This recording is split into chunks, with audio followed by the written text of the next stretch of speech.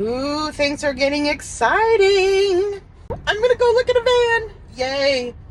I still have my house on the market for sale, but I can now go buy another vehicle because I'm going to have to surrender this car. I'm actually surprised that they haven't called me to come pick this car up yet.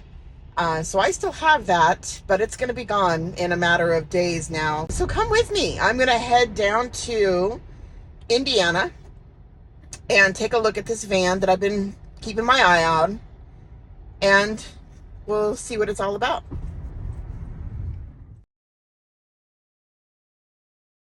So is it a sign that I'm going to go look at vans in Indiana, and this touring van ended up going almost the entire way with me? I think it's a sign. I love it. So I have spent months, probably this last 6 months, looking and researching vans and trying to decide which van to go with. And while I would love to have a Mercedes Sprinter, because I know how Mercedes drive, I used to have a Mercedes. It was one of my favorite cars. I also know how difficult and how costly it is to repair a Mercedes, and I just don't want to hassle with it. Plus, the Mercedes Sprinters are a lot more expensive when you're looking at just getting started. So I decided to go with the Ram ProMaster just because the Ram has more of a square cargo, and it makes it a lot easier to build out the interior. And I don't know what I'm doing. I really don't know what I'm doing. I have some carpentry skills. I've built a deck before. I've done some remodeling. I mean, I can frame and I can sheetrock and I can tile floors and tile bathrooms. I can do all that. I installed the electrical for my electric car to charge at home, and did all the wiring into the breaker box, installed the breaker, all of that stuff. But I know that I'm capable. If I set my mind to it, I know that I can do it. And I'm looking forward to doing this build out. I'm looking forward to creating this home for myself. And I think the Ram ProMaster is probably the best route to go. I have talked to some people that have 1500s, and they say the space is just fine for them. That's the smallest version of the Ram ProMaster. Some of them say that if they could do it all over again, they would go with a bigger one. But their main issue with the 1500 is not really having enough power to go over the mountains. But none of them seem to really care that much about that. It just means they go a little slower. So the 1500 is definitely easier to park and easier to maneuver. However, I've driven all kinds of vehicles. I'm a private pilot. I can fly an airplane. I'm not scared about really maneuvering a van. I'm just wondering what size is the best for me. So that's something I've got to check out, walk through the van, and figure out what the best fit is.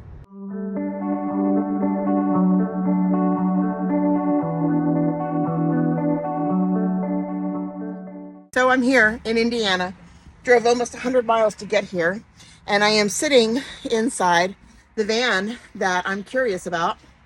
Looks really good, and check it out with me.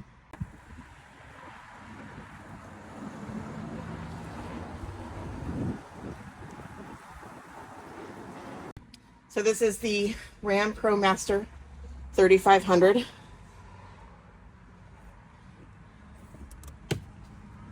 Little cubby. Called clipboard.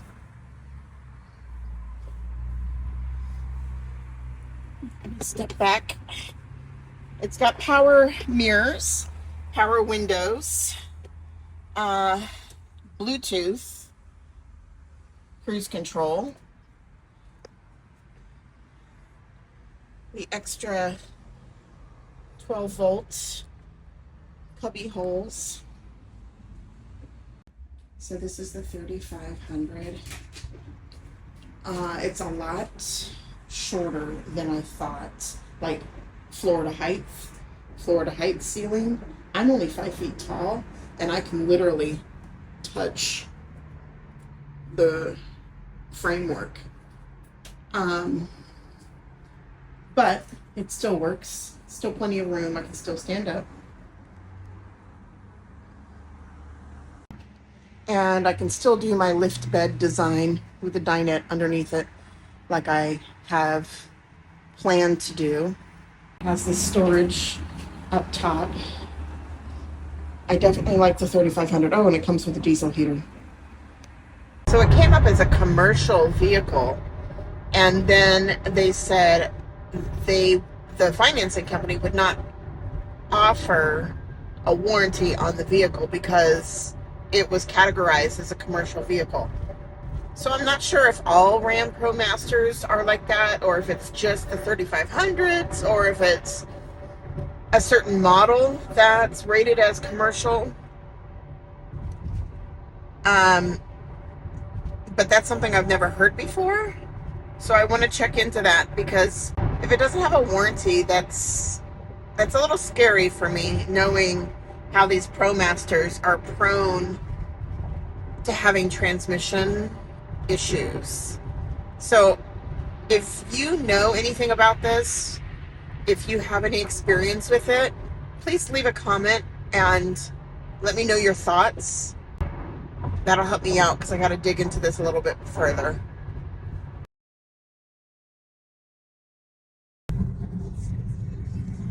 Good morning. Today my daughter and I, there she is over there, are taking a road trip and gonna go check out a van. We're gonna actually drive across 3 states to get there. So we're pretty excited about, or at least I am, pretty excited about seeing this van. She is a 2016, so she's a little bit older, and she has about 100,000 miles on her, so she's got some mileage, but she's not crazy. Some of these vans have got 2, 3, 400,000 miles on them. So we're gonna check this out and see if it's gonna work out. The only concern I have is that this is a diesel and it's a Ram ProMaster, and I know they didn't make very many of these, and they're not making them anymore. So I just don't want to set myself up for a lot of problems with the van. But we'll see. We'll check it out and see how it goes. So come along with us. So it was time for a coffee break, and we had to sit and talk through some of this stuff with this van. We sat at this cute little Starbucks. You can see it right behind me. It's got the mural on the wall.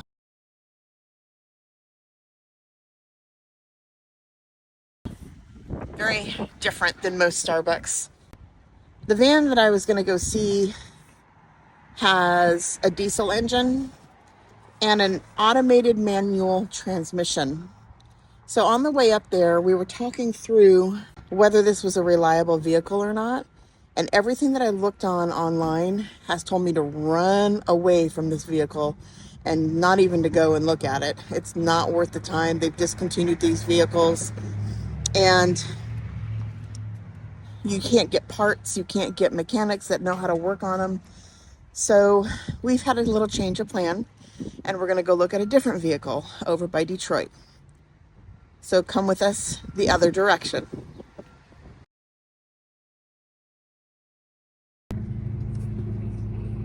On the way to Wisconsin to look at this diesel van, we decided to stop and decided to turn around. So we're going the opposite direction into Michigan to look at one, possibly 2 other vans that are gasoline engines, not diesel. I just did not feel right with what I was reading and what people were saying about the diesel Ram ProMaster. They only made it for a couple of years, 3 years, and they had so many problems that they decided to quit making them altogether. And that is a big, huge red flag. I don't want to be stranded somewhere with no mechanic that knows how to work on them and no available parts, or very difficult to get those parts. So we scratched that idea, and bless my daughter for getting up at 5:30 this morning to help me out, to go absolutely nowhere. And now we're turning around and going to Battle Creek, Michigan. And we'll check this one out.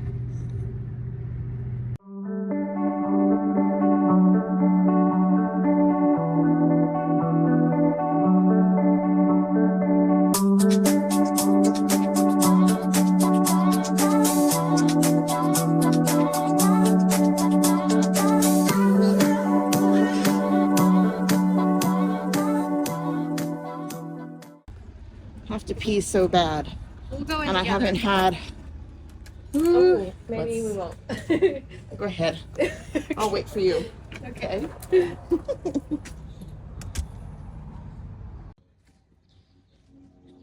So I'm looking at a 2017 Ram ProMaster 2500. He said it was a 159 wheelbase, but this seems more like a 136 to me. It just seems a lot shorter than some of the 159s that I've looked at. So I think it's a shorter wheelbase. We're trying to verify that now. Hi. Aww. How old's the baby? 3 months. Hi. Pink Two girls are girls. so cute. It's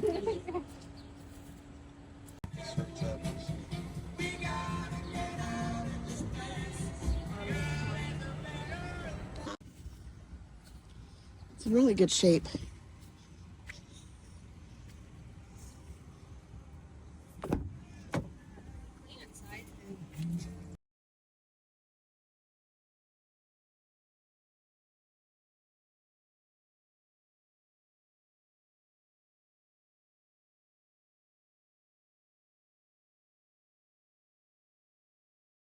Well, this is turning out to be a really nice vehicle. I would be hard pressed to find another vehicle at this price that's in this kind of shape. So I'm gonna go ahead and get it. And I can't believe that I'm buying a van. Finally, I've been waiting a long time for this. Yay me. I will have a little bit of demo work. Gotta take this bulkhead wall out and the floor.